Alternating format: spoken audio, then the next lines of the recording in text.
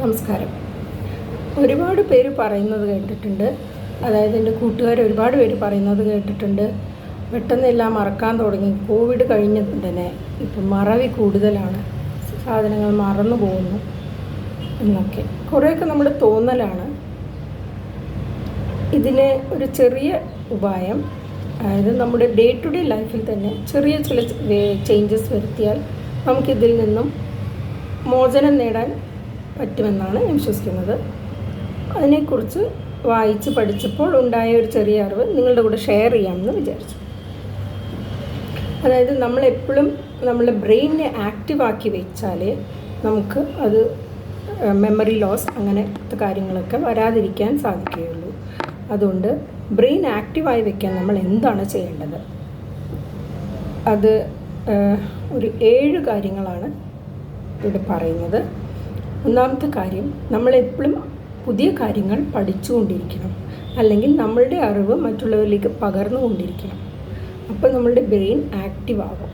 അതായത് എന്തെങ്കിലും പുതിയ കാര്യങ്ങൾ, ഒരു പുതിയ കറി ഉണ്ടാക്കി നോക്കി, അല്ലെങ്കിൽ കുട്ടികളെ എന്തെങ്കിലും ഒരു പുതിയ കാര്യം പഠിപ്പിച്ചു, ഒരു പുതിയ ഭാഷ എഴുതാനോ വായിക്കാനോ പഠിച്ചു.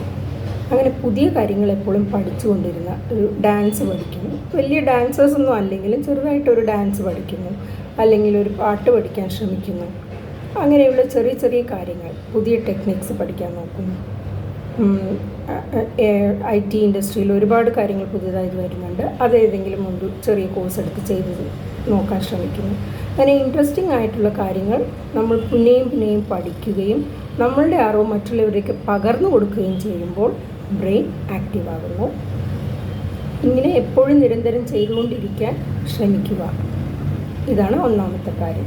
രണ്ടാമത്തെ കാര്യം എയറോബിക്സ്, അതായത് എന്തെങ്കിലും തരത്തിലുള്ള എക്സസൈസ്. ഇത് നമുക്ക് ആരോഗ്യം തരും. എക്സസൈസ് ചെയ്യുന്നത് എപ്പോഴും ആരോഗ്യത്തിന് നല്ലതാണെന്ന് എല്ലാവർക്കും അറിയാം. പ്ലസ് ഇത് ചെയ്യുന്നത് കൊണ്ട് നമ്മളുടെ ബ്രെയിനും എപ്പോഴും ആക്റ്റീവ് ആകുന്നു. അതുകൊണ്ട് എന്തെങ്കിലും തരത്തിലുള്ള എക്സസൈസ്, എയറോബിക്സും യോഗ അങ്ങനെയുള്ള എക്സസൈസ് എന്തെങ്കിലും സ്ഥിരമായിട്ട് ചെയ്യാൻ അരമണിക്കൂറെങ്കിൽ അരമണിക്കൂർ ചെയ്യാനുള്ള സമയം കണ്ടെത്തണം. മൂന്നാമതായി ക്രോസ് ലാറ്ററൽ മൂവ്മെൻറ്റ്സ്, അതായത് ബ്രെയിനിൻ്റെ 2 വശങ്ങൾക്കും ജോലി കൊടുക്കുക.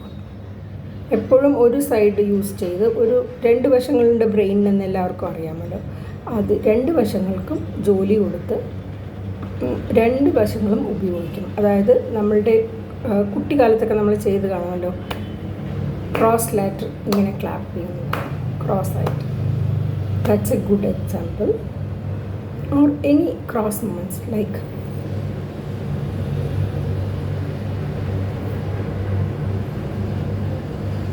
ഇതിങ്ങനെ പെട്ടെന്ന് ചെയ്തുകൊണ്ടിരിക്കുക, അതൊരു ക്രോസ് ലാറ്ററൽ മൂവ്മെൻറ്റ്. ഇങ്ങനെ ഒരുപാട് ക്രോസ് ലാറ്ററൽ മൂവ്മെൻറ്റ്സ് ഉണ്ട്. കുട്ടികളുടെ കൂടെ വെറുതെ ഇങ്ങനെ കളിച്ചാലും കുറച്ചുകൂടെ ഫാസ്റ്റായി ഇങ്ങനെ അത് കളിച്ചുകൊണ്ടിരിക്കുക. അതൊരു ചെറിയൊരു ടൈം പാസ്. ദിവസത്തിൽ ഒരു അരമണിക്കൂറോ 15 മിനിറ്റോ അതിനു വേണ്ടി സമയം കണ്ടെത്തുമ്പോൾ നമ്മളുടെ ബ്രെയിനും ആക്റ്റീവ് ആകുന്നു. അതിനൊപ്പം കുട്ടികളും പഠിക്കുകയും അവരുടെ ബ്രെയിനും അത് നല്ലതാണ്. പിന്നെ മൂന്നാമതായി പറയാനുള്ളത്, എന്തെങ്കിലും ഒരു മന്ത്രം, ഇത് ഒരു റിലീജിയസ് മന്ത്രമാവണമെന്നില്ല, എന്തെങ്കിലും ഒരു മന്ത്രം അല്ലെങ്കിൽ എന്തെങ്കിലും ഒരു ചാൻറ്റിങ് എപ്പോഴും ചെയ്യുന്നത് വളരെ നല്ലതാണ്. ഒന്നുമില്ലെങ്കിൽ I am healthy, I am happy, I can keep people happy, I am doing good. That boost your confidence as well as, അത് നമ്മളുടെ കോൺഫിഡൻസ് ബൂസ്റ്റ് ചെയ്യും എന്ന് മാത്രമല്ല, അത് ബ്രെയിനിനെ എപ്പോഴും ആക്റ്റീവായിരിക്കാൻ പ്രേരിപ്പിക്കുകയും ചെയ്യും. ഏതെങ്കിലും ഒരു മന്ത്രം പഠിക്കുകയോ ഒരു ചാൻറ്റിങ് സ്ഥിരമായി ചൊല്ലുകയോ ചെയ്യുന്നത് എപ്പോഴും നന്നായിരിക്കും. പിന്നെ വെള്ളം, നമ്മളുടെ ബ്രെയിനിൽ ഭൂരിഭാഗവും വെള്ളമാണ്.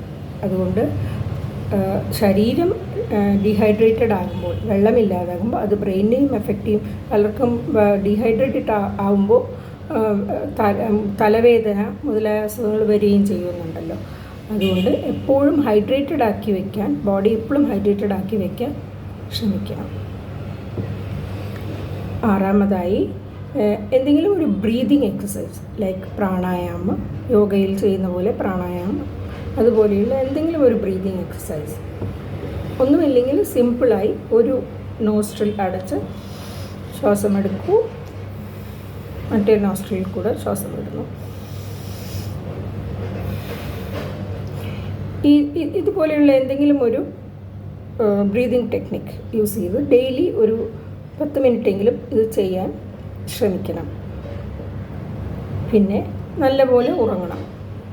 ഉറക്കം രാത്രി ഒരുപാട് നേരം വൈകുന്നവരെ TV-യോ സോഷ്യൽ മീഡിയയൊക്കെ നോക്കിക്കൊണ്ടിരിക്കുന്നതിന് പകരം നേരത്തെ ഉറങ്ങി നേരത്തെ എഴുന്നേക്കാമല്ലോ എന്നുള്ളൊരു രീതി സ്വീകരിക്കുന്നത് നല്ലതായിരിക്കും.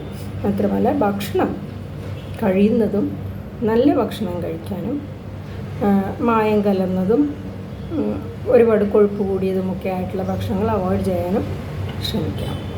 അതുകൊണ്ട് ഇത് നമ്മുടെ ബ്രെയിനിനെയും എഫക്റ്റ് ചെയ്യും, ശരീരത്തിനെ എന്നതുപോലെ വെള്ളം കുടിക്കാത്തത് ശരീരത്തിനെ എഫക്റ്റ് ചെയ്യുന്നത് പോലെ തന്നെ ബ്രെയിനിനെയും എഫക്റ്റ് ചെയ്യും.